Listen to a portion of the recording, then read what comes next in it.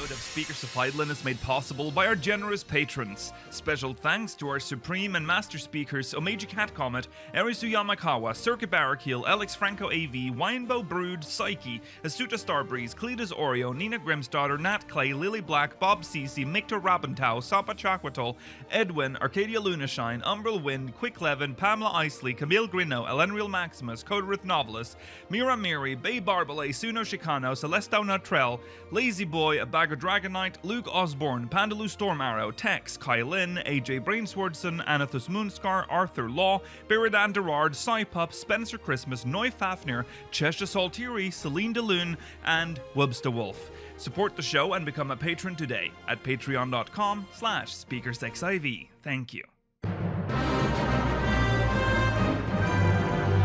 This is Speakers of Eidolon.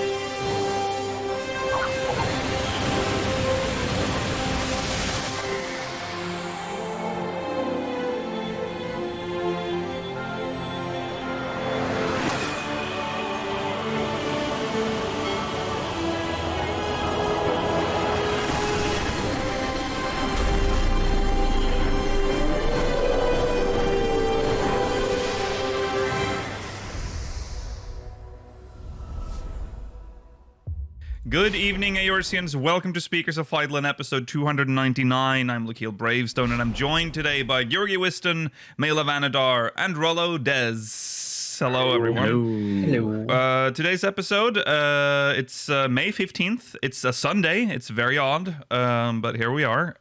This episode will focus...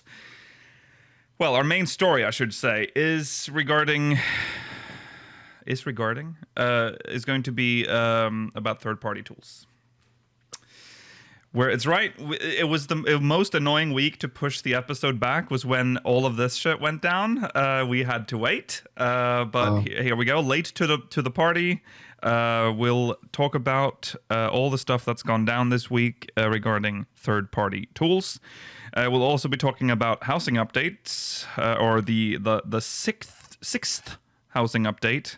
And of course, we'll be reading your MogMail, speakersxiv.com/MogMail. Stay tuned for the post show. We'll be answering questions from the syndicate. And that's that. We should probably mention that Eurovision is over now. That is why we're here on a Sunday. Never forget. We have entered. UK got won. UK got their best boys. position in since '97, so that's pretty good. Ukraine won. Pretty good. See you there next year. Yeah. All right. Well, we can hope that we will see you there next year. There is a possibility we can. Yeah. All right. That's that. Let's jump into recent events.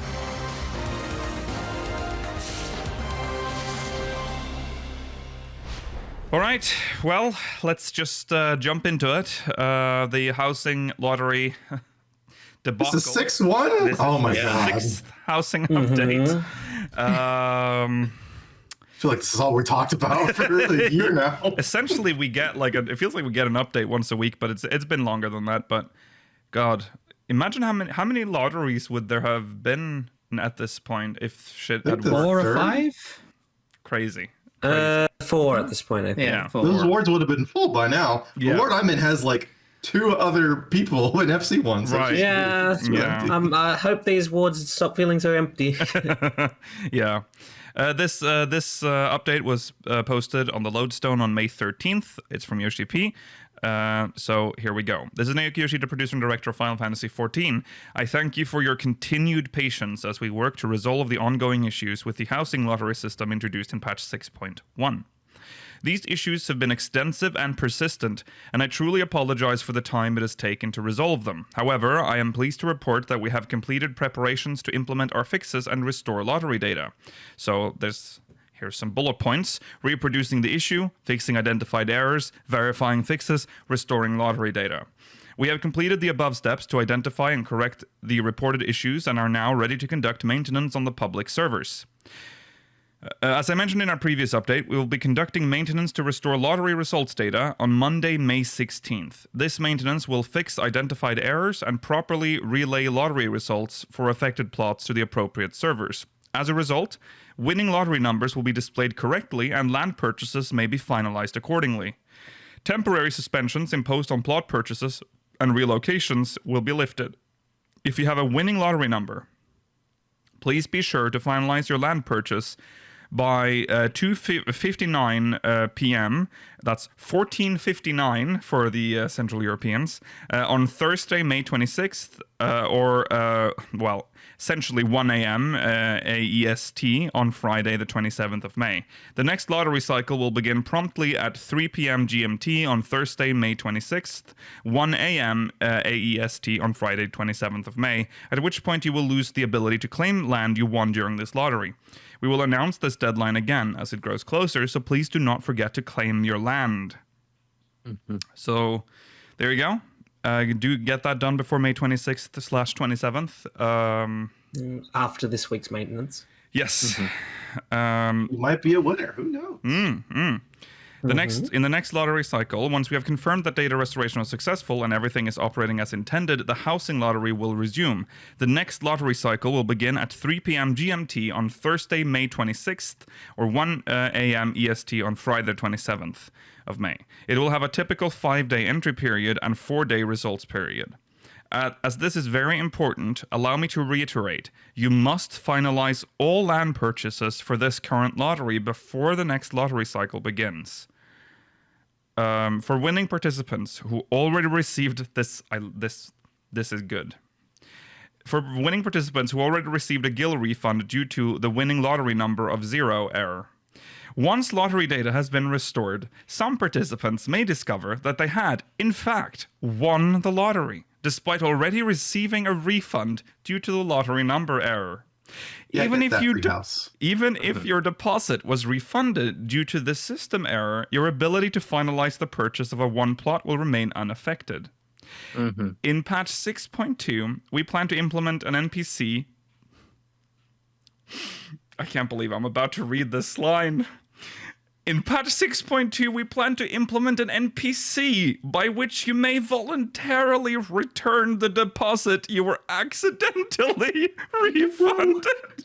No one's gonna do that. It's an honesty box, and I believe people will. If only we had honesty boxes for houses in real life. My God. All right. Yeah. I have to ask. I feel like we're going to see people that are going to be like, make sure to put the money back. Yeah. You didn't just, Oh, absolutely. It was a glitch. I turned in my money. Everyone else. I can't wait. That's a lot of new money in the economy, though. Yeah. So that's they made a not mistake. Good. As these housing lottery issues have been significant and caused great stress and frustration in many players, we have no intention of performing a data rollback to forcibly rescind any refunded GIL. We will make an announcement regarding the voluntary return of housing deposits once the NPC in question is ready to be implemented. Now, I will say, this doesn't say... It doesn't... Yeah, that too. That's great. They also... It doesn't mention anything about, like, maybe incentives. Maybe you can get something back by... a unique title. What if you just got a little hat? Just a hat. Yeah. People would want that. Title that says, unique title, honest. Sucker. Yeah. Certified sucker. Hey, that would be great for your new ERP career site. Maybe a full 99 stacks of magic prisms. Some purple magic prisms. Oh yeah, something not important like that could work. Yeah. I have to ask, like, what is this NPC? What's his name? Like, it's gonna be Taxman? What's this like? I don't what's know. It be like? We Mr. found Moneybags. I'm gonna say. Yeah. Like, what's the dialogue going to be like? It's just going to be, oh, we found you had an error. Would you mind paying it back, adventurer? Yeah. I don't know. No. I'm going to seek out this NPC once Yeah. it's 2 minutes. yeah. I want to know. I'm so curious. Yeah. He's just gonna be like, "Stop right there, criminal scum! You violated the Well, law." you know what? I'm gonna be such a good citizen. I'm gonna go up to the NPC and pay anyway, even though I already got my house. Yeah. And I didn't get a refund for it, so I'm taking money out the system. I'm Imagine, gonna refund all my gil. imagine, because a lot of people won't be able to pay back because a lot of people moved on with their lives after this, and maybe you spend their gil. But imagine, Yeah, like what happens if you don't have the money? Does he just Then take it all means your you're a money? thief. Yeah, no, you you're a have thief. 0 gil. You're a house thief, Yeah. and you should be It's not branded as anywhere. such. In Or the can you community. get? Or do you get debt? Does the game give you debt? Voluntary debt. There will be like a You tax know- deduction to everything you earn. Like all quests will have like deducted. Yes, that would be so funny. They should bring debt into 14. I mean, they already have the housing crisis. Let's just I bring debt agree into with 13. you. Yeah. Let's bring it full circle. Yeah. I just can't imagine. I can't imagine having like 50 million gil that you got back, and then you have a house for free, and now you're just gonna be like, and you're just like, could you please give back the 50 million gil? It's like we made a mistake. I'm gonna camp this NPC. I want to see the kind of people. Oh, that come yeah. up to him. I just want to know, like, what kind of. Can I convince you to like buy Bitcoin too? Like, can I ask you to wire me some money? I want to convince them to buy Luna. No. Okay. Well, speaking of, I guess we're gonna move on to. Speaking of money, Speaking of money, we need to talk about Square Enix's financial results. We have number go up. we have sharp rise in 14 subscribers as the release Horrible of picture. Endwalker contributes to 6% rise in sales for gaming division year ending March 2022. So essentially everything else in Square Enix is pointing down except for 14, which is pointing up. This feels bad. The Yeah. future looks bright now. The future is bright for Square Enix. There's a lot of NFT farming to do. It's going to be really good. Yeah. Like, you know, I mean, I'm sure 16 is gonna do well. Maybe even Kingdom Hearts 4 or whatever. Kingdom Hearts will do well. So, Yeah, but it's still weird to, you know, to have the game you like kind of trapped in a sinking ship almost. Like, I'm Yeah. not saying Square is going to explode, but there's kind of that feeling of like, yeah, this game's great, that's doing well. Everything else. Yeah. Babylon's Fall. That was Chocobo the GP? operational word. Yeah, because they're sort of doubling down on all this NFT shit as well. We talked about last week, but they're still doing it, and now even like since we last talked about it, this has gotten way worse. Like some cryptocurrencies have collapsed. So I don't know. It's So good. It is. Yeah, it wasn't just the NFTs; it was the crypto. It was crypto. Yeah, Yeah, everything yeah. follows. And now you kind I'm of gonna try see and that get- it's essentially turning into just the stock market, but with less security and regulation. Yeah. So Oh, You should have significantly. invested in Yeah. a stable coin, Yeah. because that's tied to real world value. That's why- even those yeah. still stable coins aren't stable even at all. that collapsed. So that's bonkers. Yeah. So Invest in Speaker's Coin. I think Guarantee profits within the first year. we will never do Trust me, that. And guys. also, I will say, if you have any like cryptocurrency, you might want to cash out now because I don't know about this one. Yeah. Shout out to my parents. They got into crypto. Have they cashed out? Yeah. I don't know if They're they living cashed the out, but dream they got right now. super into crypto. Oh my God. It's like investing. Like, what the fuck's wrong with you guys? 'Cause You some- can They barely have work a like 6 calculator. monitors on the go and just watching it going up and down all day. Yeah. Oh God, that's dangerous. I cashed out a while ago. I made my money. Yeah. Yeah, as long as you made some money, just Yeah. live It with was, the happiness. listen, it was all about GameStop. That was my big sell. That was That's all I made. wish. I wish I'd done that. Yeah. Don't worry, I'm going to buy Final Stocks are Fantasy stupid 1. too. Yeah. It's all If I buy, bullshit. I'll buy FF1 as an NFT, so I have the rights to the game. As a, and I've obviously you it's an can NFT, buy- so I've only got the only one in. Has someone existence. bought Tomb Raider yet, or is it out? Yeah, I think Tomb Raider's gone over to that The European IDOS. Oh, okay. I see. It's the same company. I think they also bought Gex. Oh my god, Gex and the Gecko, is he coming Yeah, I back? think they bought Gex. Yeah. Well, too. IDOS owns Gex, so that makes sense. Yeah. But it's all by this one big European company that's like just collecting IPs and Yeah. Yeah. companies. So. Collecting them Are they like doing Pokemon anything cards. with them? No, dude. Well, more than Square Enix is doing, because boy, they treat their Western companies like shit. Mm-hmm. Yeah. Okay, well, there you go. 14 is carrying Square Enix on its back right now. Hopefully, something else will. Well, I mean, you mentioned Kingdom Hearts and also 16. Like, those are going to be big sellers, hopefully. Well, And I think Mobile Division's doing pretty well still. The in mobile terms of, division's like, doing fine, yeah. yeah. Like people. It's just people not love where that our show. interest I mean, necessarily lies. Consider the fact that they keep making Kingdom Hearts mobile games with very important story in them. Yeah, that's true. That's true. Don't forget Near Reincarnated or whatever that's called. Yeah. I think I remember hearing that there's a Dragon Quest 12 coming out at some point, so even if that's not like super successful in the West, it's going to do massively well in Japan. That's it. Well, they did sell. Didn't they sell their Avengers studio, like the studio that developed the Avengers game as Yes, well? they did. So they're sort of getting rid of some of the IPs that I felt couldn't really manage that well. No, they shouldn't be in these like Western companies Yeah. at all. They treated them like dog shit, and they Yeah. like really hampered their releases. And what do we get for it? We got Final Fantasy 27 and Deus Ex: Human Revolution. Yes. Yeah, worth it. Yeah. Yeah. They still can maintain some of their Western IPs. They still have Life is Strange. Yes. I think they still have a couple of others. But I think things like Life is Strange they contract out to independent studios as well. Yeah. So Yeah. they just own the IPs. See, someone mentioned Forspoken. I don't know if that's gonna do well. Forspoken looks yeah. like I've heard It super like. sounds shit.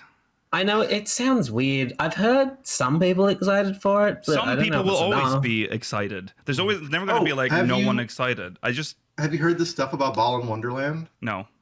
Oh, they're not making another one, are they? Well, no. Are Because you talking about the CEO saying it's a game they could heartily recommend? Well, I didn't know that part, but no, I'm talking about something else. The Sega man, Sonic Man. I always forget his name, but the guy who made Ball.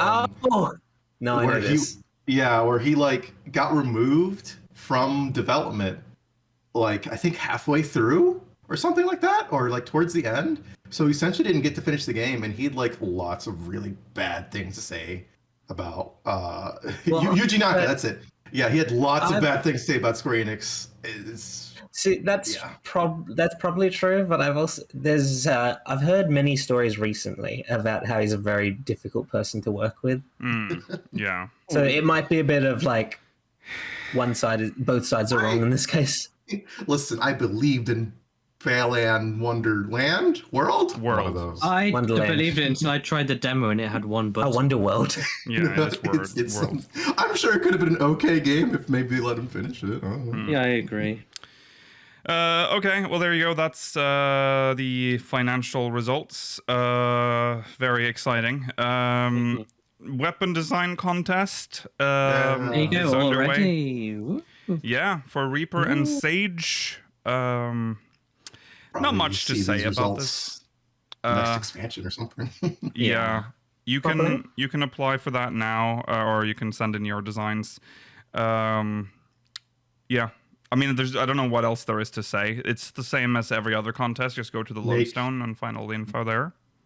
Anyone who submits in weapon design but also watches this channel, make sure to put like a little speaker's reference in like the very corner tip of like the weapon. Just like put one of our faces just over One of our faces. Yeah. I thought maybe having like, a little frog or something. That would be nice. But Yeah. No, I want our face on. Just do it. Okay. Put an E on it. Yeah, that's good. That's a good old reference. I like that they made 3 reference sheets for the 3 different types of Sage weapons. I appreciated that. Yeah. Yeah. Yeah, Have some it's variety. I've submitted my design, so I'm going to probably win. So You didn't win last time. I didn't submit that. Is it the same Oh, theme good. as the last one? No, it's a real one. Oh, okay. Okay, All good. right. So yeah, I'm not going to read all the countries. It's the same countries as before. You know, go to the lodestone and see for yourself. All right, it is time to jump into some MogMail. Speakersxv.com/MogMail. Here we go.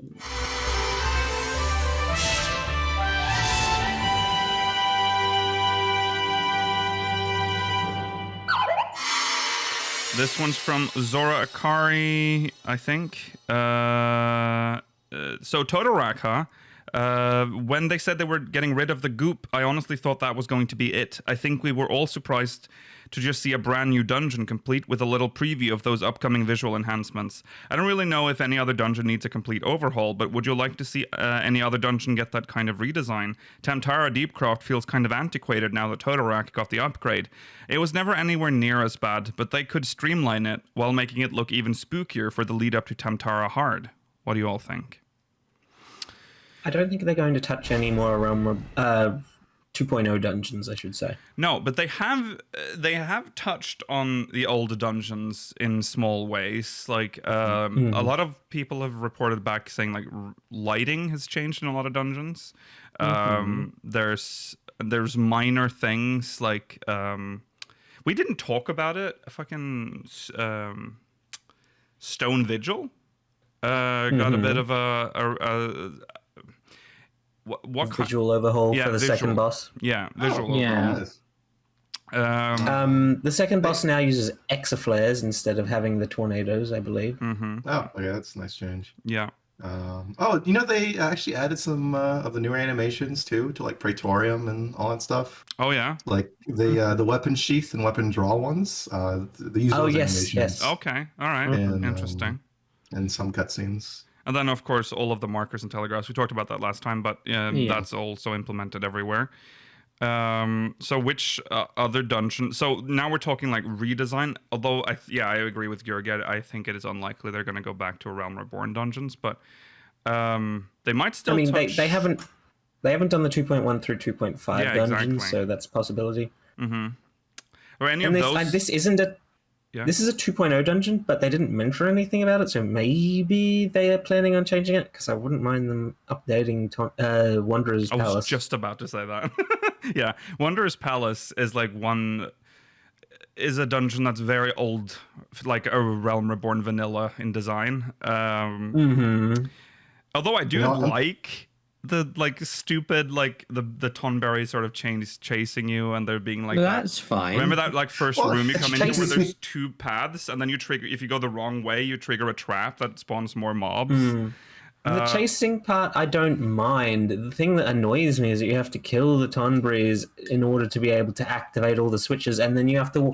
The most annoying one is the one that you have to run all the way to the end of the hallway and then run back to the door. Yeah, because the switches are a bit weird. You essentially just enter a big open room in that section where there's just paths going. Yeah, it's...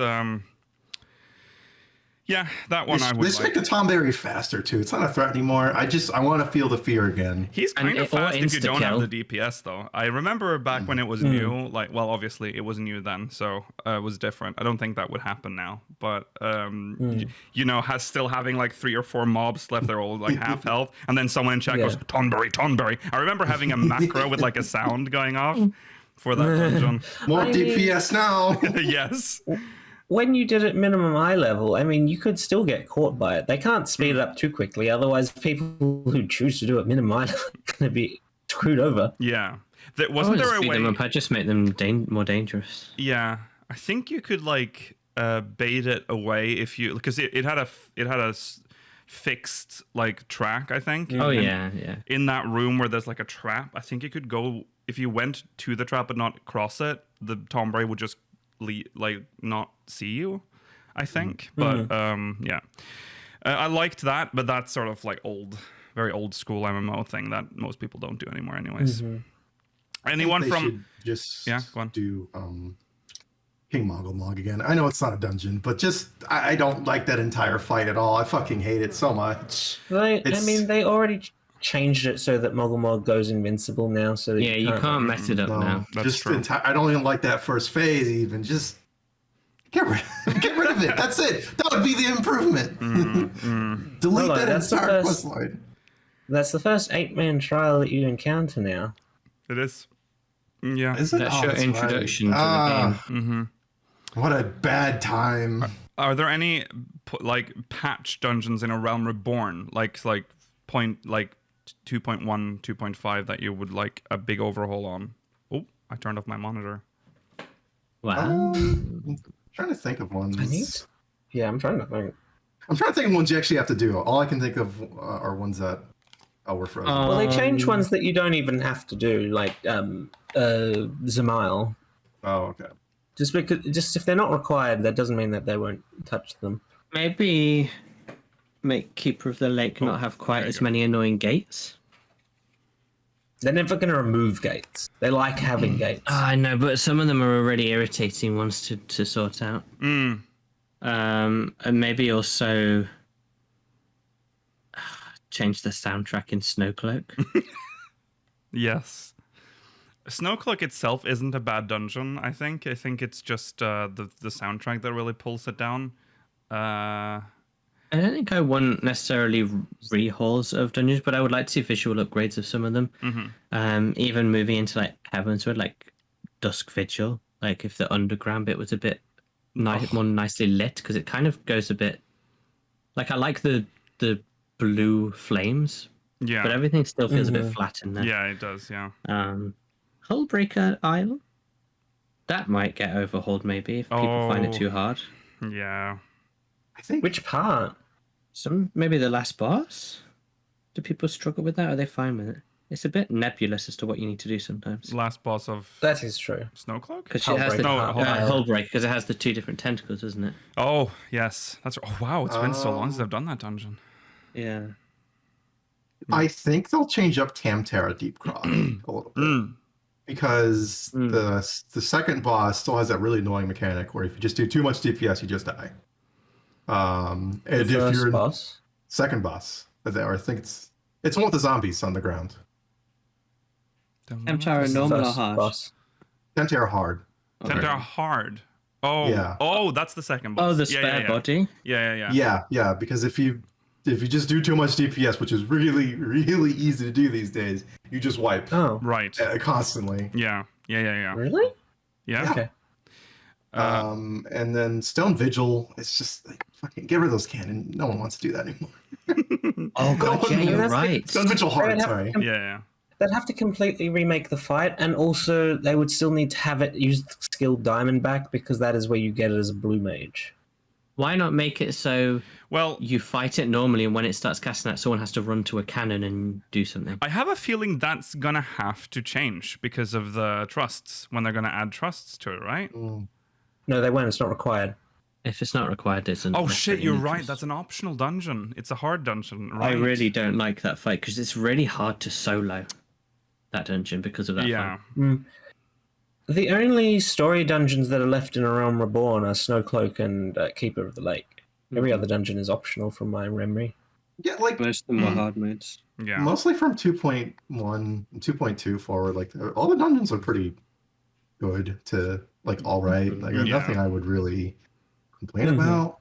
And in general, to going into like Heaven's Word and Stormblood and Shadow, like I don't know. There's no dungeon I'd be like, man, fuck this, it's unplayable. Some of them are like boring, like Temple of the Fist or something, but it's not like Yeah. And even some Heavensward dungeons have like archaic design, but I don't think they're going to change them, because they kept a lot of the archaic design in A Realm Reborn dungeons when they did the updates. Like you still have to interact with a bunch of things that they wouldn't include or bother with nowadays. Right. Yeah. No. I think of the stupid eggs in Neverreap. Yeah. Neverreap must be preserved. I know it's been like, I think actual years since I've done Neverreap. I've never gotten in a roulette. And like I haven't done it for ages. Me neither, but I tend not to do 50, 60, 70, 80 that often. No, neither do I. I try not to as well, because I might get a 2.x dungeon. I don't want to do that shit. That's the only thing that's stopping me. Everything else I'd be fine, but I really don't want to do. The sad thing is that roulette has most of the best dungeons in the game as well. It does have really good dungeons. I just want to know why they haven't split it up. I think it's too many dungeons in one roulette. Yeah, I agree. So many. Yeah. And it's not like weighted that well because you're gonna get people who are probably on more like the story dungeons. Yeah, absolutely. Like I haven't. Yeah. I can't remember the last optional dungeon I got like in it. Sincerely, like it's been forever. Yeah.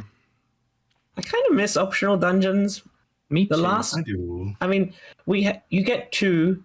We've gotten the last two expansions. We got the two. You get the ones that unlock at level the capstone, and that's it. Oh yes. Yeah, that's it. Yeah. Okay. Well, that's that. Uzora, thank you for your MogMail. Next, MogMail.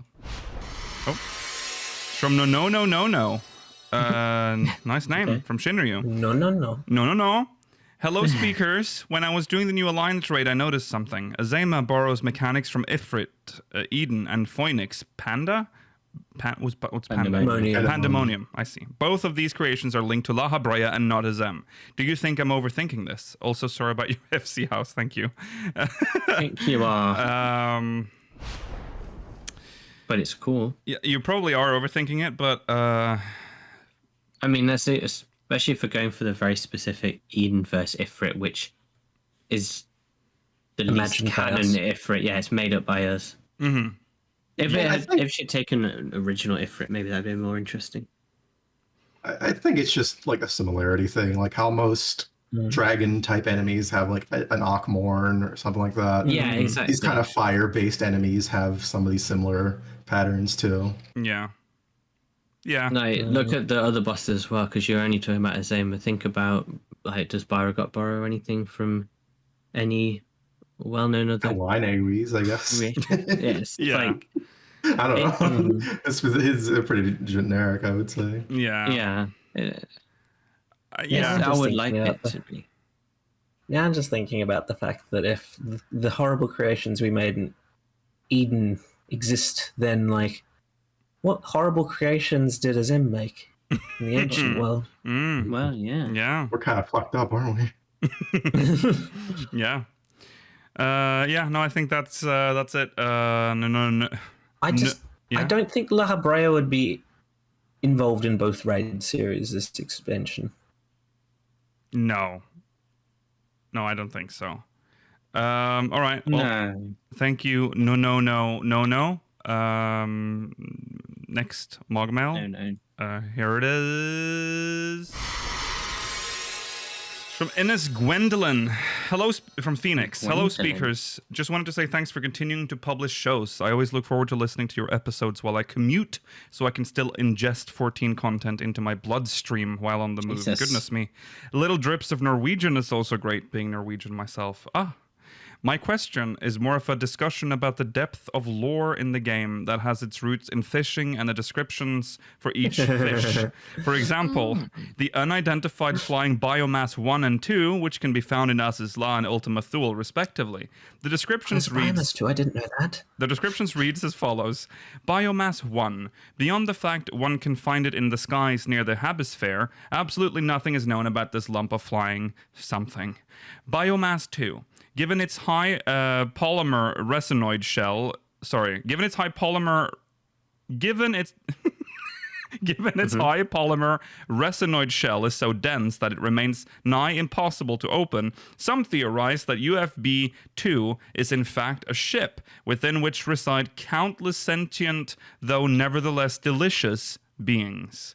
The fact that this fish can originally be found in the zone with such high volumes of Allagan technology suggests that it has some kind of connection with them, and for some reason made it all the way to the edge of the universe in the construct of Meteon. The description of the second biomass suggests that it is in fact some kind of ship with aliens inside. Would this mean that aliens from so far away have been present in our star this entire time? And what could their story be? What kind of star could a seemingly flat mollusk come from? What are your thoughts? Thanks again for your efforts and wonderful show. Shout out to my pals and our FC, the Lucid Dreamers. Shout out to the lucid Thank dreamers out there. The deep fishing lore.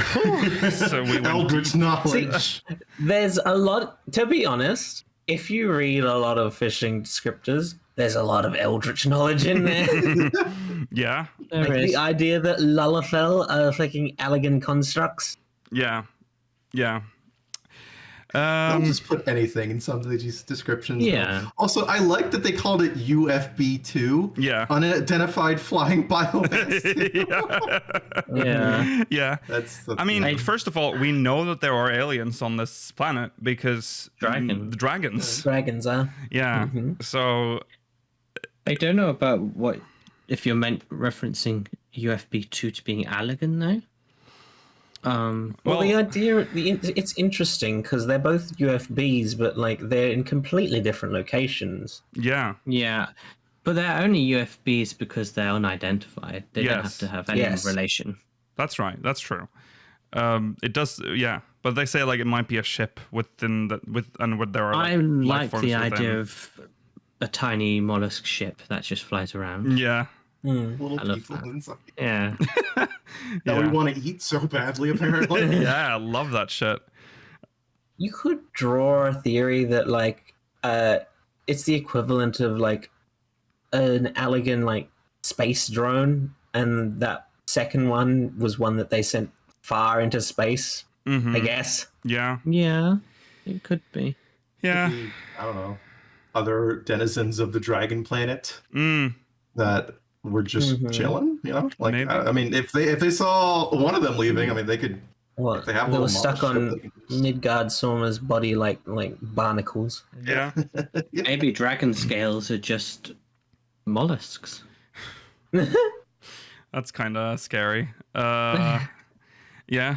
Oh god, imagine like if they're all like Every single one is just a little UFBs mollusk. twos, and then Midgard Stormer like he sheds some, and then they crack open. There's like millions of little like Oh, things coming do you not out. remember in the Churning Mists, that Moogle daily, where you had to scratch the scales off the itchy Yeah, dragon? yeah. And you were just Yeah, ripping off UFBs. You just see and tiny little chucking them. creatures like Yeah. Ew, horrible, horrible. Yeah, no, I think what kind of star could a seemingly flat mollusk come from? I mean, like I said, it could be Midgardsormers. We don't know anything about the environment on that planet. We have seen glimpses of it, but that's like at its end, like at the end of its life, I think. But yeah. I mean, Ultima Thule is not necessarily real anyway. I'm thinking about when we fight Midgardsormer in the Oh yeah, but like Omega. UFB2 Yeah. could just be made more or less made up or no longer exist, whereas UFB1 is a definite living thing or existing. And what's their goal? What do these little mollusk ship people intend? Huh? Yeah. Okay. Well, there you go. Thank you. Colonization, hopefully, of all of Eorzea. Yeah. We can do one more, but I don't have it. We can't put it on screen because it doesn't. We don't have it rendered. No. So pretend that it's going up now. Whoa. This one's from Malaria Alice from Coral. Sorry, did I thank the previous one? Ines, thank you, Ines. Tuck. Malaria Alice from Coral. Hi, speakers. Given the direction we're apparently heading for 7.0 with the 13th, what do you guys think the cover job will be? One of the existing classes, or perhaps a new one that comes with the expansion? Not the deepest question, but I find it fun to speculate. Since we've never had a casting class as the cover job, maybe Black Mage could be cool, giving its ties to the Void. Thanks, Malaria. Oh, I would What love would look that. good on a box cover? Remember? Yeah. I mean, if we are going to the Void, they're not going to pick. I as much as I would love Black Mage, I would love any casters to be acknowledged in any way as a mascot job. Black Mage was a bit of a cover job for A Realm Reborn for a little A while. little bit, yeah. You would either see this, the Paladin one, or you would see the Black Mage one. Those were like the two main variations. I think I think all jobs were part of that. Like I think you could sometimes see the white mage one, but that's more like banner ads and stuff like online. Yeah. But these were like the big ones: the paladin Rogadin and the black mage. I want to say Ellison. Yeah. Yeah, I'd want to say Ellison. Yeah. Yeah, he was on the North American box cover too, the Black Mage one. Yeah. I think Europe got just Gaius or something like that. Weird one. Realm Reborn didn't really know what they were yet. Like, They didn't know how to advertise the game. no. But I remember this. I mean, this is the one I remember, the Paladin one and the White Mage one. But the Black Mage one. But also the Gaius one. The Gaius one I think was on. Yeah. Ooh, was it on the box art for some? No, it wasn't on the box art. It was on the box art for like the PS3 version. Oh, okay. I'm pretty sure, at least for Europe, and then NA got for their PS3 version. I can check. Well, I have the collector's edition, so it might be different. But we got the Black Mage one here, I think. Let's see. I've seen the Gaius one still in some stores. Yeah. Oh, okay. Oh no, that's completely different. But I wonder, does it have the invertible one, so you can have like the normal one? No, this is the collector's edition. That's just the generic art. Mm-hmm. No, I do remember having seen Gaius though. Okay. Jesus. That wasn't. Oh, just threw it on the floor. Yeah. Go on. Do you think Black Mage is likely? I don't think they like using casters. Expansion. I agree, Well, it depends on the brother. theme. I mean, I know they don't like casters too much, but it's the theme. Like, if it's going to just be still following this, we're all on going on an adventure, they'd pick something simple. Yeah. They could even revert back to like, Archer. Like a class? Yeah, or like Gladiator or something. I could see them going with whatever new job they end up putting in instead. Maybe. That's possible. Depending on what it is. Yeah, like if it's some kind of like melee job or something, they'll make that the poster. I'm so. Kind of like how Stormblood had the. I don't think we're getting another melee job. No. 2 expansions in a row. It's kind of like we're just gonna have swords. Like that's it. Like that sells swords. No, maybe it'll be a whip. A whip? Or you're thinking about the new job. flail? A Right. level 90 Quistis. Wow. Yeah. Reaper could, if it is a Quistis. void expansion, Reaper would work. You're right. Yeah, I was thinking Reaper because of the void. But Weird, I guess. They kind it's of don't more on really. the nose than Black Mage. It's like very much like void. They don't always really tie into like the actual expansion though. No, they don't. It's more just No. light allusions to it. Mm-hmm. The worst was Stormblood because it had 2. They couldn't even decide. Well, that was a great, like, just the whole expansion mailer. That was Well, just true. They just couldn't Yeah, decide. they couldn't decide. yeah. I really don't know what it'll be. No. Maybe a book class because we're going on. They're not we're gonna- That's gonna sell. It's gonna sell in heaps and bounds. They're not going to pick either Scholar or Summoner. Summoner's more likely, but I don't think they're going to pick it. It might sell if Carbuncle's there. Like, could you imagine like a full body render of like the Meteor Man, and he's just like with his book out? So badass. Yeah, no. I think maybe Red Mage. Red Mage is good to sell. Red Mage, I actually think could work. Yeah. Get that like full Red Red Mage Mage. could work. Because that's They such can a give 'em recognizable more- job. Yeah, even more like a battle kind of look, instead of like cloth mage type stuff. Yeah. You're like, yeah, do all the melee stuff. And It's so cool. like it has both melee and magic, so that's like a good compromise Yeah. there, yeah. But yeah. If they hadn't made Alphino a Sage, I think that is the healer they would be most capable of turning into a cover job. True. Yeah. The book jobs in White Mage are definitely not White Mage it is a recognizable job, but it doesn't look cool. That's the It problem. would look fine if they used the staff with the face on it. That would be fun. That would sell. Yeah. Okay. Well, there you go. Thank you, Mallory, Alice from Coral. You can send in more MogMail at speakersxiv.com/MogMail. We can't delay it any longer. it is time I'm at the edge of my seat. for the great discussion.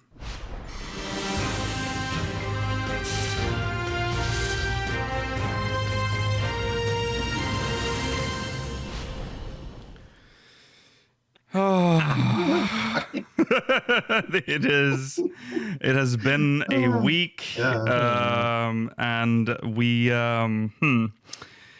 well, so third-party tools in 14. It's back again. Topics. This is Much to say. this is a lot, so we need to right, let's just, for those that are unaware or don't know the full thing, some background. We've talked about this before multiple times. I think we've even had a great discussion about it at some point. Third-party tools are a thing that has existed with A Realm Reborn, I think. I wouldn't say since it started, but definitely at least 2.1. Oh no, third-party tools existed in 2.0. Oh yeah, they did actually. Yeah, you're right. What was the old one? Guild something? Guildcraft? Or yeah, there was Guild. The one that hooked into your FC chat or something? Guildwork. Guildworks? Guildworks. Something works. And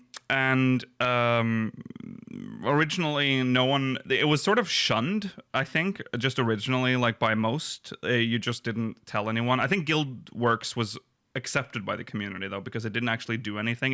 It was essentially the Guildworks was essentially the companion app before the companion app.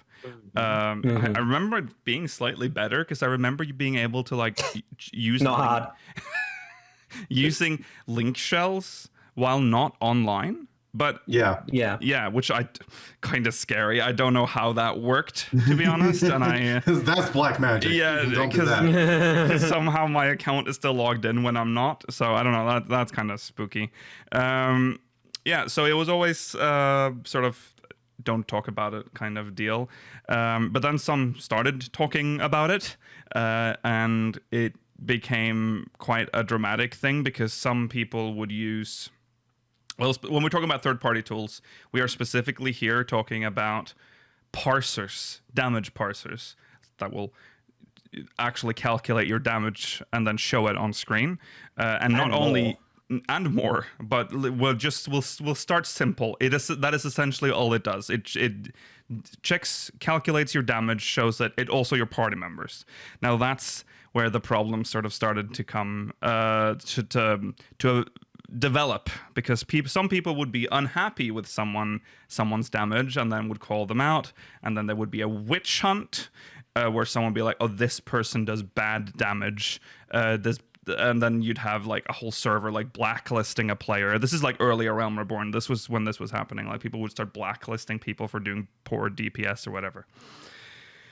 And then I believe this sort of went a little unchecked for a while. I'm sure there was pushback. I think people reported to GMs and stuff, and then they would act independently. But there was a feeling of sort of not anarchy, but I would say it just kind of existed, right? Bad people would witch hunt. Don't do witch hunts. That's why, stuff like the subreddit would have like that's like a rule on the subreddit, no witch hunting and all that. It's kind of part because of that, all of that stuff that happened.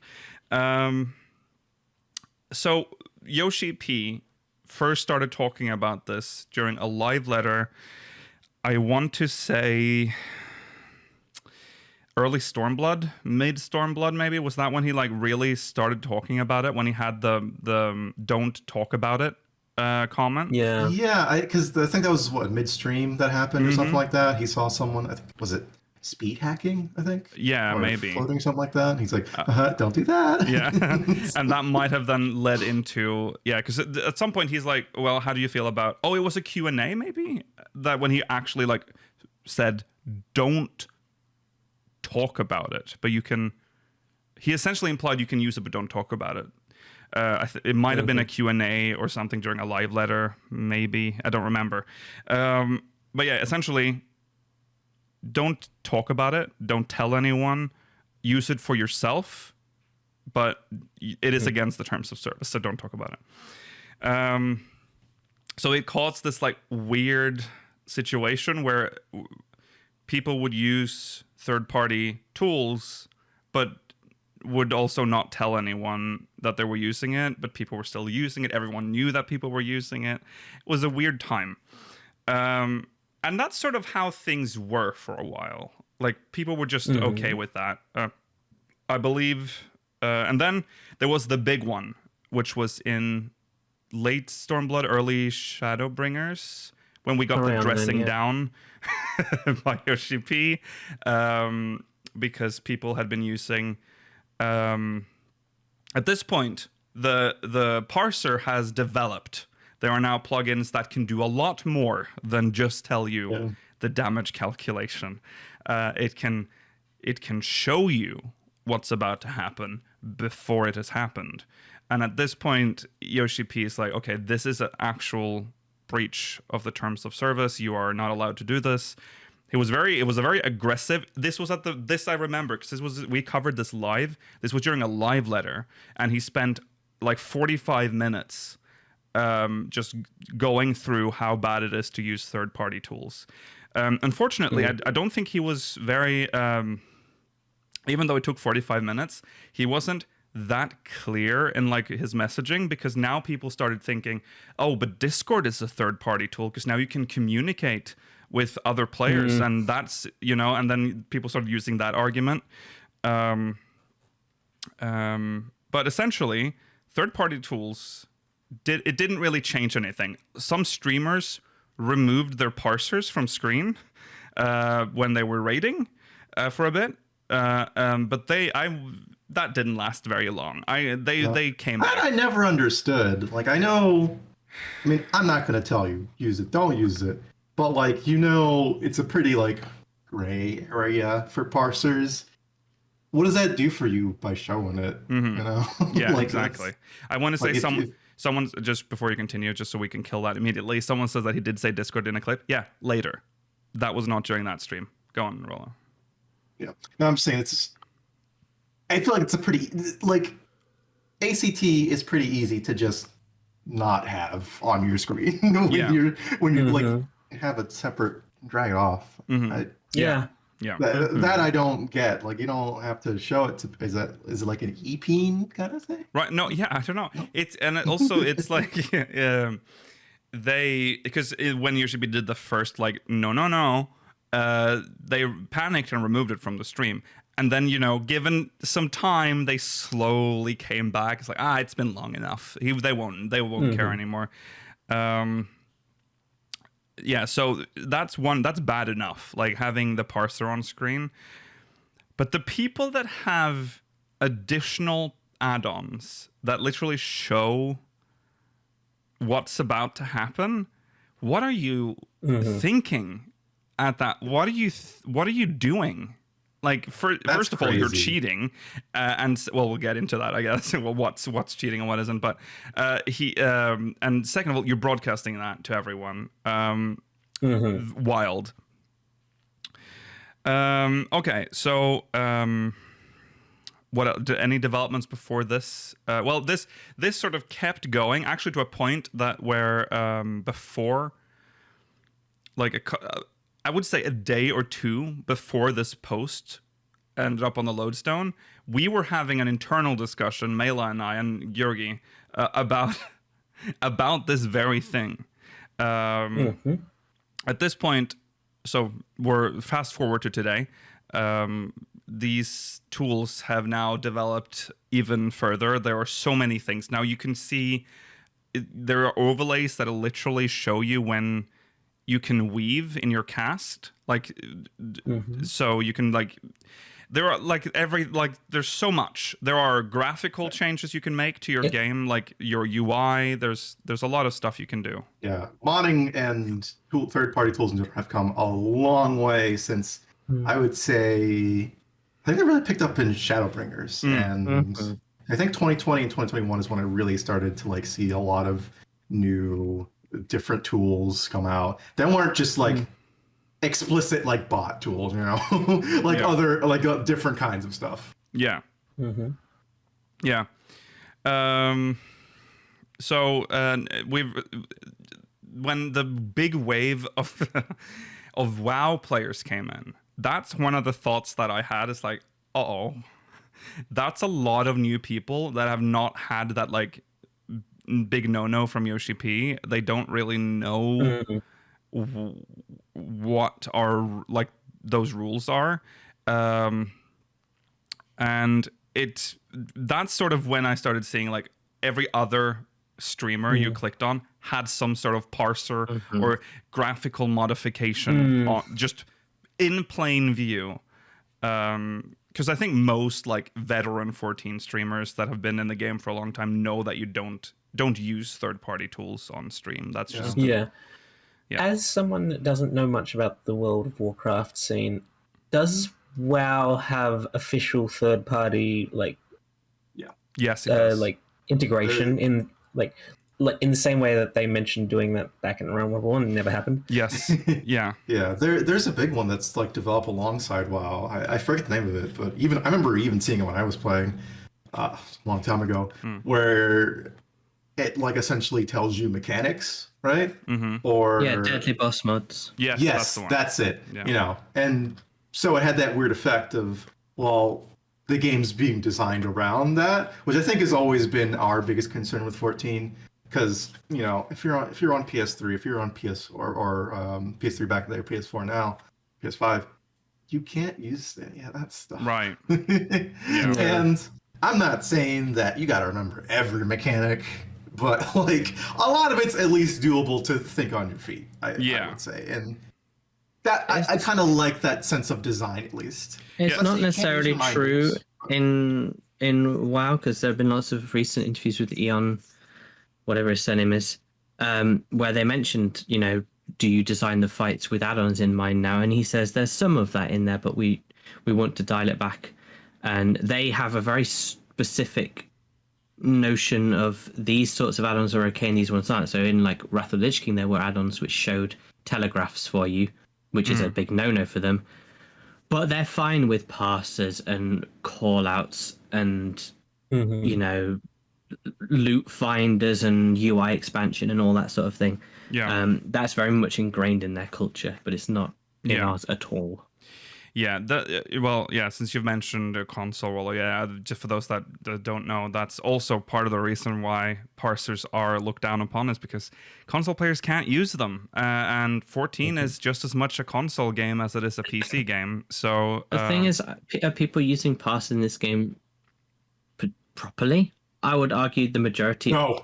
The majority of people use parsers in 14 think, orange number, I'm good. yeah. Top of the list, I'm good. Whereas the real thing you need to notice is the difference in damage between like a grey pass and a pink pass is a couple of 100 DPS. Yeah. Like a low successful pass and a high successful pass, there's almost no difference. As long as you're hitting the number you need to clear the fight, which is what Stone Sky Sea is for, you'll be fine. Yeah. And that's a large issue with passes in this game, is no one even uses them properly. They just want to have a competition for who can get the highest pass. Yes. Yeah, so now the problem gets a little more complicated when you start bringing in ultimates, where there are a lot of eyes on the streamers that are streaming the fight, and then people that upload their clear later. There's because some don't stream; they just upload the clear later to show. Yes. But some would have their third-party overlay just on the screen, which kind of leaves Square Enix or the devs in a bit of an awkward position, because we have a tradition here in 14 that the producer-director, Naoki Yoshida, declares the winner and congratulates them publicly to like make sure that it was done cleanly, legitimately. that it was legitimate. Yes. Yeah.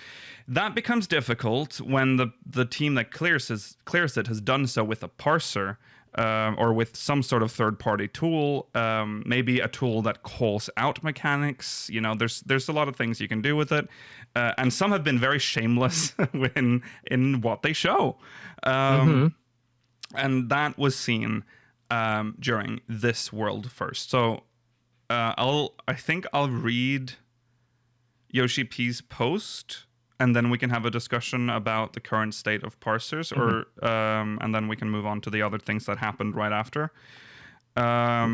Okay, so this is the post that Yoshi-P posted on the Lodestone regarding third-party tools. Hello, this is Naoki Yoshida, producer and director of Final Fantasy XIV. With the release of patch 6.11 and Dragon Song's Reprise Ultimate, we've heard concerns from players about the use of third-party tools and the potential for game server emulation. I've touched on these topics previously in live letters, but I would like to take this opportunity to formally address them. Please note that this will be a lengthy post containing difficult technical terminology and may not be of interest to the average player. Moreover, this announcement is meant to be read in its entirety, so I ask that you please refrain from sharing excerpts of this text out of context. So that's what we will do. We will just read the whole thing. Use of third-party tools. As stated in the terms of service for Final Fantasy XIV, the use of third-party tools is strictly prohibited. Players who are determined to be using third-party tools will have their accounts suspended or permanently banned for repeat offenses. Defining third-party tools. We have received requests from players asking that we define what tools are and aren't permissible, but to do so would require an assessment of all third-party tools available on the internet, as well as all gaming devices and their functionality. Unfortunately, such an undertaking is physically impossible, which is why we decided to simply prohibit the use of all third-party tools and software. By the same token, it is impossible for us to check what programs are installed on every player's PC. This is why we cannot identify and reprimand offenders 100% of the time. To offer more clarity on our process, here are a few examples of the rule violations we prioritize for investigations. Use of tools that allow players to more easily complete content, modification of the UI to display additional information, use of packet spoofing tools, any actions or public statements that promotes use of third-party tools. All reports of such activity warrant investigation, and accounts determined to be in violation of the game's terms of service will be suspended or banned, unless there is a significant change to the terms of service, which would be publicly announced. This rule remains as is. Hacks, mods, and risk of infection from malicious software. Hacks are alterations of a program that can allow for otherwise impossible things to happen. For 14, which relies on server-client communication, hacking is much more difficult than in other online games. Moreover, our security measures are being improved upon constantly, and we will continue to bolster them in the future. Supplementary tools, known as mods, however, can do a number of things, such as display additional information sent by the Final Fantasy XIV servers on screen, or send false packet information to change the location of characters. In the case of the latter, we have systems in place to automatically check and inspect system logs, allowing us to immediately take action against cheaters when discovered. In short, the use of such tools will not allow players to automatically clear high-end content, yet carries a high risk of being penalized, so we ask that you refrain from using them. We receive many inquiries regarding infection by viruses and spyware that steal passwords after downloading third-party tools and plugins. To keep your system secure, we ask that you exercise judgment and refrain from needlessly downloading third-party tools or software of unknown origins. Enhancements to the HUD and other UI elements. We believe that people use the aforementioned tools to expand the HUD and display more information because they feel that existing functions are insufficient for tackling high-end duties. In recognition of this, we intend to review the most prominent tools, and in order to discourage their use, endeavor to enhance the functionality of the HUD. Though it will take some time, we're determined to make this happen, not least for the benefit of those who play on consoles. High-end duties and world races. It goes without saying that we're aware of world races for high-end duties.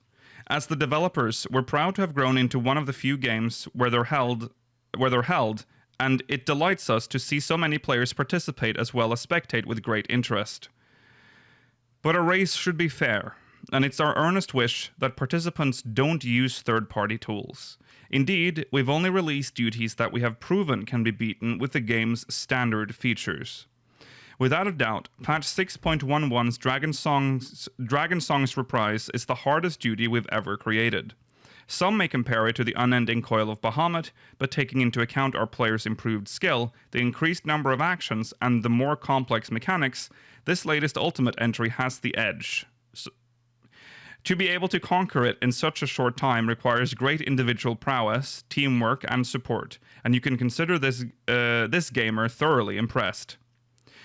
Because such races are unofficial, we usually limit our involvement to some comments after a number of teams have cleared the duty.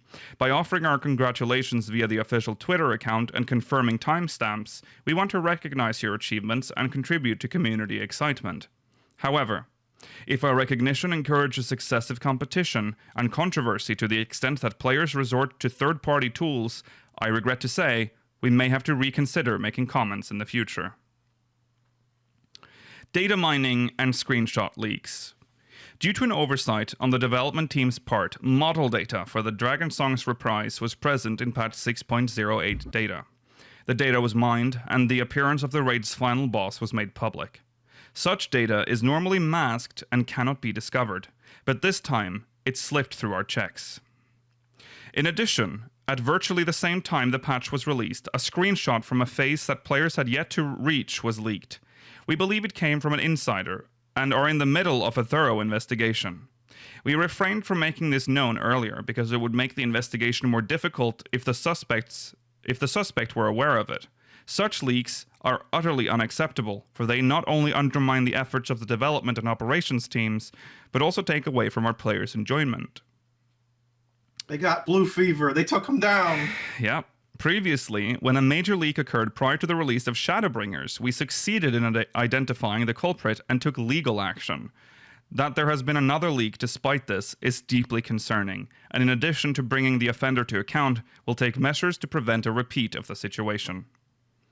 Now, be it graphical resources or something else, there may be legal ramifications for mining private data via illicit means with the intent to make it public. Perhaps due to high interest, however, we've been seeing websites that openly release mined graphical data.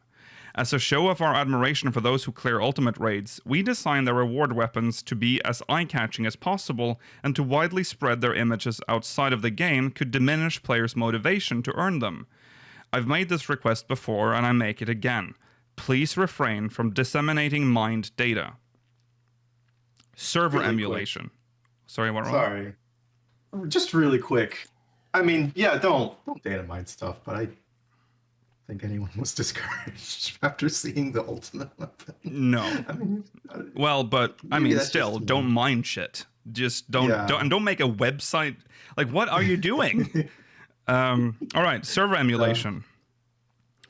The leaks outlined above have led to some to speculate that groups. I'll do that again. The leaks outlined above have led some to speculate that groups may have used server emulators to figure out the progression timeline for this battle. However, Final Fantasy XIV is run by a variety of independent programs operating on a multitude of specialized servers, so to completely emulate its server environment outside our infrastructure is impossible. It would cost tens of millions of yen just to obtain the necessary servers. Without these servers and their proprietary programming, which while one could potentially pull the client software and display model data and the like, the game itself will not operate. Even if one were to somehow accomplish such a feat, it would still be physically impossible to run the unique programming introduced to the servers upon the application of each patch before the patch is even released. The progression timeline for each duty exists solely within the server-side code, and it is never included in the patch data downloaded to the player's clients. I apologize for any undue concern caused by these rumors, which themselves were sparked by the aforementioned leaks, and once again assure you that we will conduct a full investigation to prevent this from happening in the future. In conclusion, Thanks to our devoted Warriors of Light, Final Fantasy XIV has grown into a titan among games. This means that it is now home to players from all walks of life, and not just long-time 14 fans, but those who have recently come to join us from myriad other game communities as well. Many more eyes are now on 14, and posting about it garners a great deal of attention, which has changed how information is shared online and spreads throughout the player base. With this in mind, I would like to encourage the development of a strong Final Fantasy XIV community by continuing to provide commentary as I have today. Truly, I cannot apologize enough for the many mistakes we made in 6.1 and the resulting disappointment in such a major patch. Nevertheless, we intend to forge ahead so that Final Fantasy XIV may continue to bring joy to as many players as possible, and we hope you will stay with us on this journey. Naoki Yoshida, Final Fantasy XIV producer and director. There it is. A lot. That is a lot. We can sort of break it down, I guess. Okay, so on his definition of third-party tools, tools that allow players to more easily complete content. So, I mean... Kind of vague. Kind of vague, not super but vague. I think ACT specifically, like that's the parser a lot of people would be using, allows for that. I think isn't that the one where you can add stuff to like show? If you can do callouts that are automatic, if you can sort out like upcoming attacks, if you can view other party members' information on the UI, that you can't normally view, and obviously if you can see outlines of untelegraphed attacks, there are things that make it easier to clear. Those are different tools. Yeah, ACT is just the parser. Callouts are CactBot, and then the telegraphed attacks. That's a different thing as well. Okay, some of them can be put through ACT though. Even some of the like very expensive, paid for. I mean, you've got to be sad to be paying money for these things, but they can run through ACT. Okay, which I think. All right. I mean, there's so many these days. It's gone ridiculous. Modification of the UI. I'm assuming that's sort of the same kind of thing, showing additional information. Don't put on the blue skin. Watch out. Stuff that you can see other people's cooldowns and stuff. This does not necessarily apply to like just modifying the client, like the HUD, like just to change the style, but I think it kind of I think it also includes that in this. Well, yeah, because if there's an asterisk attached to that, which we can address later. Yeah, there is an asterisk. Did I include what the asterisk means? No? Yes, it is. It's 2 paragraphs now. Oh, okay. Is it? It's here. Oh, I can't see you. 2 paragraphs down. Yeah, we read it. It's just part of the title. Oh, yeah. It's the way they said they were going to investigate and add to the UI themselves to try. Oh, right. Sorry. Right. All right. Yeah. Use of packet spoofing. I don't even know what that is. Like, what does that mean? That's for like speed hacks and stuff, and just cheating, basically. Yeah. Okay. That's how people in PvP can run faster than everyone else, and do things like that. I have questions about that. Like, why would you do that? Because people can see it. Because then no one can get you, though. No, they try and do it where it's just slightly, so they have an advantage, but you might not notice it. So you like your sprint is slightly faster than others? Is that what you mean? It's fast enough that you have an advantage, but slow enough that the average player might not notice it. People put a lot of effort into trying to not get caught doing these things, so they've found sweet spots. But enough people do it. Why are you playing? Yeah. Clearly, heaps of people are doing it, because I always hear people complain about it, and then people still do it. So it's like they get banned though. Or they take a while to get to those bans. Well, it's hard to like investigate properly. I don't think I've ever noticed it. would they announce them being banned though? That's the thing. Right. Because Well, remember, you can see repeat offenders. well, remember that they just post every week, like, these accounts have been banned for breaking the terms of service. They don't really specify anything. But yeah. Okay. Any actions or public statements that promotes the use of third-party tools? That makes sense. Yes. I mean, we're not doing that. Let's just say that. So none of us get banned. No. Well, we don't promote third-party tools. I've been very clear on that, in fact. Yes. So yeah, third-party tools, don't do them. And I think if you, especially like just having, that's what I was going to talk about. Like because some would defend like having the UI mods, for instance, to be like, oh, because I like the cleaner look of this. Yeah, it's just version. cosmetic. Yeah, but you are showing third-party tools and you are selling it to your viewers as like, oh, look how nice and tidy I've made my UI, and here you are promoting it. So Yeah. yeah, Like the less offensive ones that don't impact anyone, don't give you an advantage. Mm-hmm. This was that grey area that he was trying to keep for you, yes, as long as you don't promote it everywhere. But if you have to promote it, you will no longer get it. yeah, because I think there was like this sort of, like I said, before this happened, it was like, you can have it, but don't talk about it. Just don't. And I think they also just kind of turned a blind eye to the people that used like UI mods, like just for the aesthetic purpose, because we were sort of all living in this like gray area bubble. That bubble has unfortunately burst. Hacks, mods, and risk of infection. So he talked about the hacking and stuff, because that is something I have never seen. But then I saw a Reddit post maybe like 6 months-ish ago, like it's a while ago now, where someone was actually like using emotes that they shouldn't be able to in public, and others were watching him do it. Yeah. I'm like, you're gonna get so fucking banned right now. It was like in the middle of Limso. Yeah, like, it was. You're brave. Yeah. People that hack 14, like what? Okay, you just don't want to play this game, then I guess. Bye. It brings up a sore point here. I think it does mention mods here, which we have talked about before, and this is a minefield I'm not going to step into, but it is mentioned here. He says supplementary tools known as mods. It is what it is. It is a breach of the terms of service as well. If we're gonna be broad, we have to take everyone in here.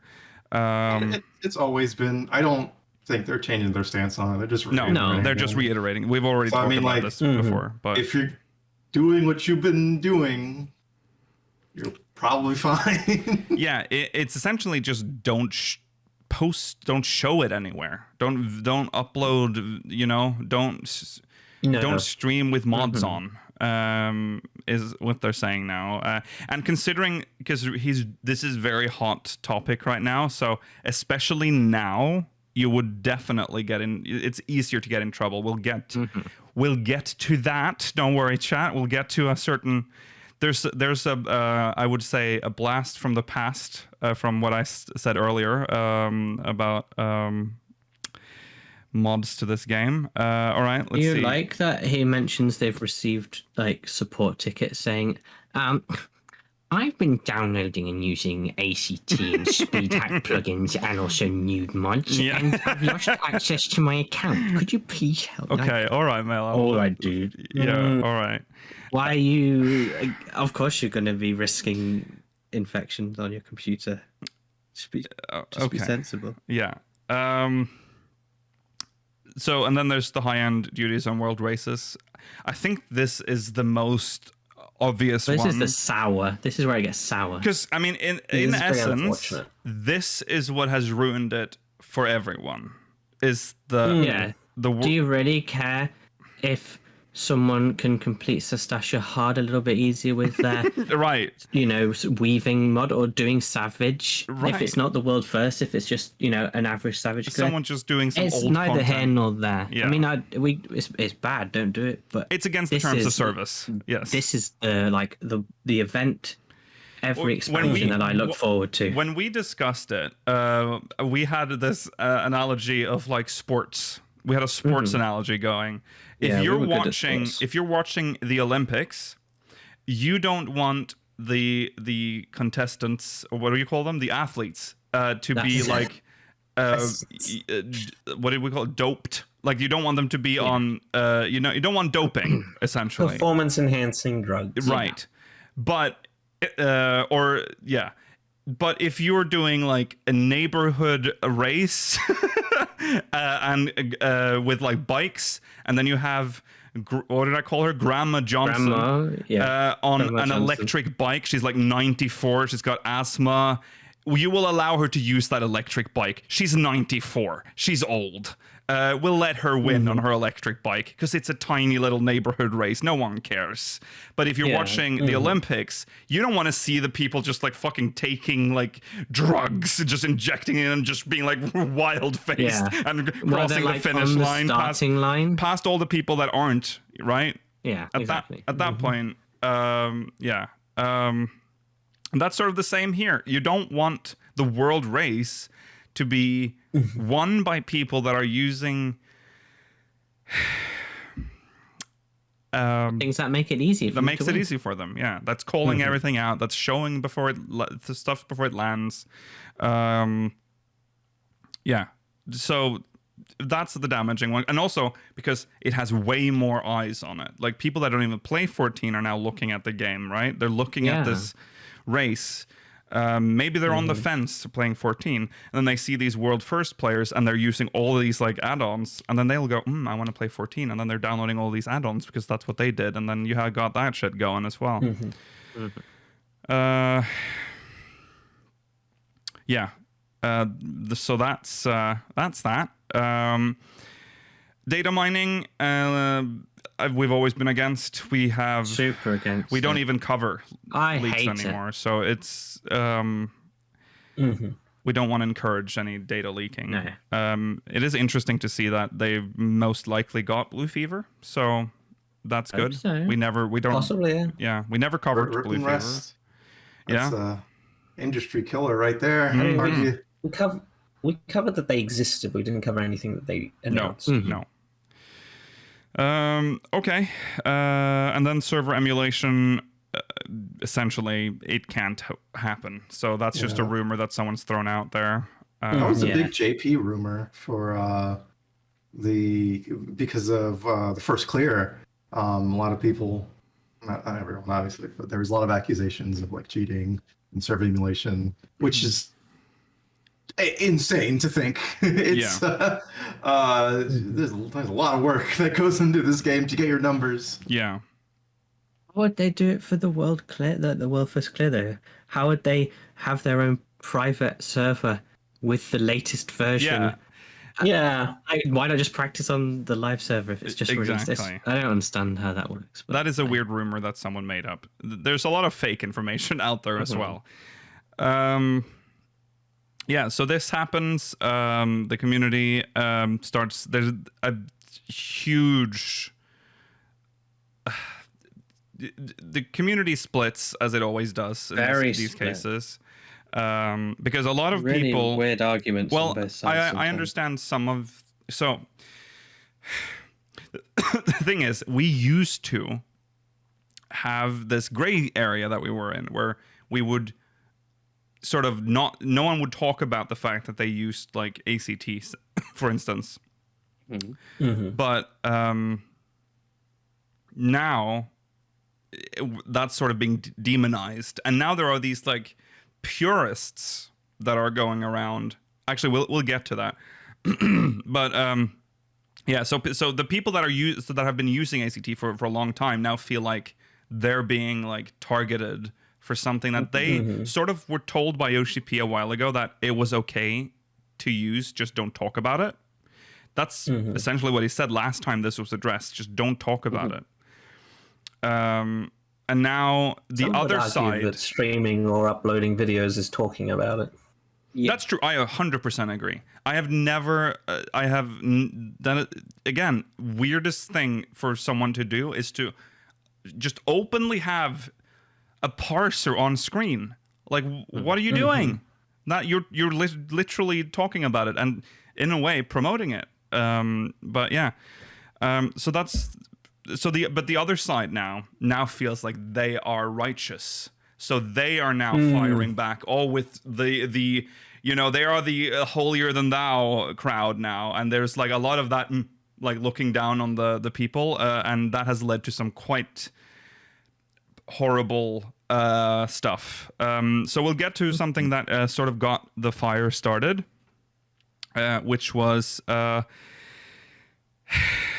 world first of the Ultimate. The Clara video was taken down by the devs. So I'm not gonna read this article actually, because it's very easy to sum up. It was essentially copyright struck by by Square Enix and thus taken down. They who did this article? This is USA Today actually. They reached out for a comment, and they said they will not be able to provide additional comment beyond the existing Lodestone post. So that's it. So it sort of confirms that they took it down because they were using third-party tools. And this started happening. I don't know if this happened to other videos of the Claire or whatever, but it sort of showed that Square Enix were now ready to like take shit like this down. This is the most high-profile instance. If there are other cases, they're not as discussed. Developing situation, you could say. So we don't know all the details, but yeah. And then what happened is this what I said about the side that now feels righteous, the non third-party tool people who may not. I have a feeling that a lot of the people that are on that side also used third-party tools, or may still even do it, but they are just you know, they want to be the righteous now. They are now doing. Remember when I talked about the earlier Realm Reborn witch hunt? Well, we're back to that, folks. They're back. They're witch hunting. Actually, reporting streamers that are using overlays, mods, whatever, and they're like specifically targeting certain people. Is that the kind of community we want to be? Yeah. This headline doesn't even fully explain what's occurring here, in the sense that my understanding of this story is that originally on Japanese image boards, there were people that started after the world race was won by a European team. There were people on some of the worst of the Japanese image boards that started to saw this as like, well, Yoshi-P has officially endorsed these, and then when he didn't, then they went out of their way to start doing this towards Western streamers. And then in response to that, 4chan did, in a retaliatory action, did the same thing to Japanese streamers. Yes. Love the So it's not even necessarily it's not even necessarily just that like sense of righteousness. It's a sense of just like, I don't know, xenophobia, maybe racism. Yeah, maybe. Yeah. Yeah, I don't know. It's it brings back memories from earlier Realm Reborn, but it's like at a different level now, and it's yeah, this is what happens, I guess. I don't know. It's there's more to this. One of the ultimate clearers was also jailed mid-progression. And we're told to turn off the stream, and then they were game banned. So yeah, they're taking it very seriously now. But come on, we don't have to do the reporting shit. I mean, if you see, that's the thing though. It's sort of the right thing to do as well, it's a weird situation. I don't like witch hunting though, because that's obviously targeted. That's done to get someone, and that's not okay. That's actually against the terms of service. Remember when they added that? That was a thing that happened in the JP community originally. That was like a big problem. Then it was put into the terms of service. It's a double-edged sword, as Chad is saying. It's a balance between witch hunting and then like a desire to not be seen as a snitch. Yes. Yeah. I mean, if you are like, so here's how I've always viewed this. Like the when I think it's right to report someone is when you're in a party with someone who's clearly using a third-party tool, either by saying it or you can see them. Like I've never seen that, but if someone's like jumping around unnaturally, at that point you're supposed to report. That's kind of that's how it works, right? If someone is harassing you for doing low DPS, then you can report them. But that's the thing. It's when they're harassing you, because if they're just mentioning, most people will just sort of like, whatever. Yeah. That's true. Except for the people that we mentioned in the previous story, where there are people that will specifically like go out of their way to report people like this. But most people will be like, okay, it's not hurting anyone. I'm not going to do anything about it. Right. Yeah. It's too much effort to go out of my way to do anything about it. Yeah. It is kind of annoying to report people in this game. They don't make it easy for you. That is true. The only thing that's easy is like RNT bots, but you can't, that's it. I mean, our stance is obviously that you shouldn't use third-party tools, but I think things have gone a little too out of hand. To me, this post by Yoshi-P is just sort of reiterating what we already knew. Obviously, things have slid out a bit. Like, people have been too relaxed in terms of like how they use third-party tools. Again, if you are streaming with an illegal tool on stream, then you're gonna get in trouble. That's you agreed to those terms of service, those terms of service when you started playing the game. So I'm sorry, it's just how it is. I think there's definitely some nuance to be said about a lot of stuff in this, because there's a lot of, I'll say 14 in general, for like different kinds of, I'd say, physical handicaps. Pretty accessible game. I mean, just having everything being able to be keybind to anything solves like 90% of problems, I feel like, already. Yeah. But then I think when we get to things like being colorblind, right? 14's colorblind thing is really bad and not great at all. Really? Like, your solution to that is... Well, no, it's one of the better ones, but it is still not perfect. Yeah, because colorblindness is like, you can have so many variations though of colorblindness. Yes. It is a really in-depth thing to do. Yeah. It's restricted in the sense that there's only like 4 or 5 main settings in 14, whereas, as Rollo and you two are saying, it's a spectrum of what it means to be colorblind. Yeah. Yeah.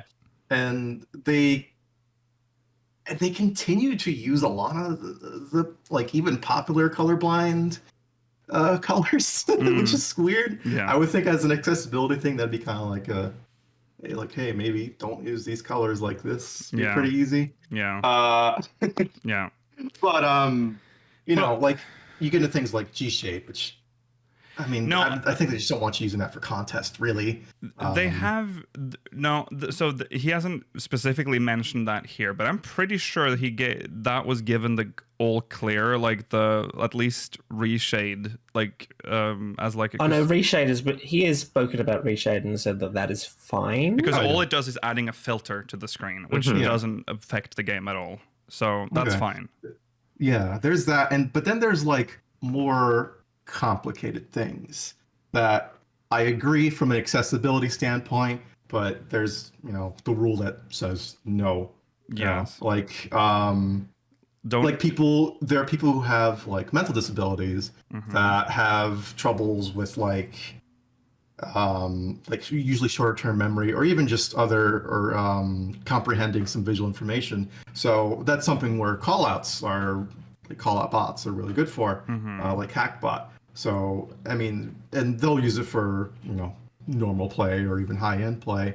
And it's the kind of thing where it's like, yeah, that person should be able to play the game is my idea. And then when we start getting into the category of like, okay, just don't ask, don't tell, don't ask, don't tell. That also kind of muddies the waters as well, because it just makes those kind of, how do I say it? One, it makes those tools harder to find if they actually help you, whether they are or not against TOS. Two, it makes it difficult to bring the actual complaints in terms of accessibility up to developers, because it's just kind of shunned down, or you're told to just use the tool, or people just don't listen. I think a really good example, just for normal play, I have a friend who has really, really terrible migraines that are triggered by some visual effects and like sound effects. The sound of Holy, along with the visual, really, really triggered that for them and would just give them like really bad headaches. So one, they didn't play White Mage. Two, they would either leave dungeons that had White Mages or parties, or they just had a really shitty migraine the entire time. Right. And then there is a pretty simple tool. Don't say it. I'm not saying anything. You don't say the name. There's a simple tool that removes the visual and the sound for it. Okay. So just like that, right, perfectly able to play the game, right? And then there's the ping one, which I think kind of falls under the packet manipulation technically. Oh, stuff like no ping and stuff? No, not like no ping. There's I won't say the name. There's a different one. Okay. But essentially, the example that they had for this tool is that if you were playing in Korea and you wanted to play in the NA servers, the tool it was a ping mitigation tool. So you know how there's that really, really bad bug, and I don't know if any of you guys experienced this, because I think Georgi might.